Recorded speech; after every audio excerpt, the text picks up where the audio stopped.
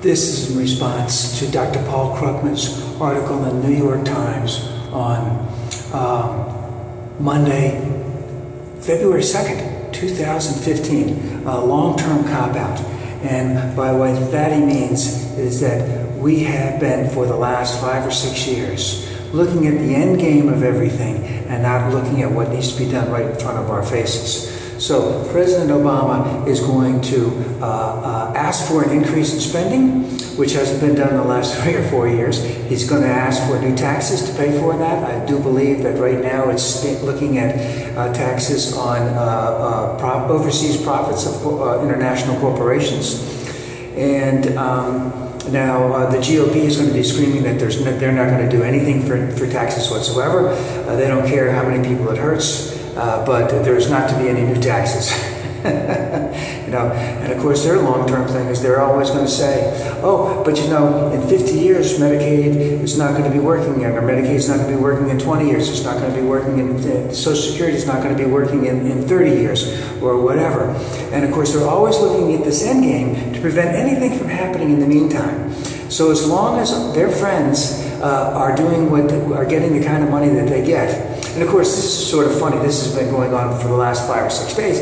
Is that the Republicans are basically saying that the discrepancy between rich and poor has increased under Obama. And of course, it has increased. But why has it increased? It's increased because every single thing that Obama proposed to help reduce that, the Republicans were against. They're for this long-term solution, and in the meantime, nothing can go on in the short term. So when you have to cut everything now so that you don't have a problem in the long term, that means it's just going to get worse in the short term, which means it's going to get worse for the long term because it's not going to go ahead. Now, Dr. Krugman has been very adamant that we needed to have the greater stimulus. We need to get rid of the austerity measures. And he points to Europe and has pointed to Europe many times that these austerity measures are killing Europe. I mean, that's why we're having what's going on in Greece. It hurt Spain quite a bit. It hurt all of Europe. It hurt Spain and Ireland particularly. It's killing Greece. And they have unbelievable high unemployment rates. And of course, now the elite over there are also sort of saying a lot of the same thing that the Republicans are saying, long-term structural, we need to get rid of deregulation, all of this kind of happy horseshit. But in terms of investing in the American people, investing in the Europeans, investing in, let's just say, increasing the minimum wage, making college more affordable, increasing the number of Pell Grants, infrastructure schedule all the way around, increasing the Social Security for those that are making over $100,000 a year, which would solve it immediately. And of course, at the same time, the Affordable Care Act is helping with Medicare. It's long term because it is reducing the high rate of medical expenses. But all the Republicans are talking about is long term, the same. So what are they doing? They're cutting the benefits now. They don't want any benefits to go out to anyone now. They think that they want to cut the benefits now that'll help in the long term. But again, Dr. Krugman has been adamant, you take money out of the economy, it can't be replaced. And as I like to say, there's a guy near me, he has a little company, he does whatever he does. In 2007, 2008, he had 34 employees. Now he's got 22. He can't hire anybody because he doesn't have the business. There isn't the business out there for him to hire more people. And even though he got a tax break, because that's what the Republicans said he needed to have so that we could provide for the job creators, he cannot create any jobs because the business isn't out there for him.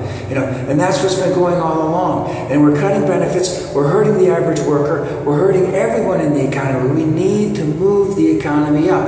And austerity measures are not the way to have it going. Now, Dr. Krugman brings in, I think, the most important aspect of it in terms of why are we doing this, is that it's easy to talk about the long term because in the long term we're all dead.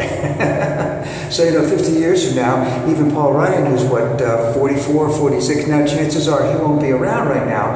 But the things that can hurt what's going to happen in the long term are going to start now. But it's not going to show up now. It's going to show up later. And then he'll just say, then he'll make some other stupid excuse, like all of them do.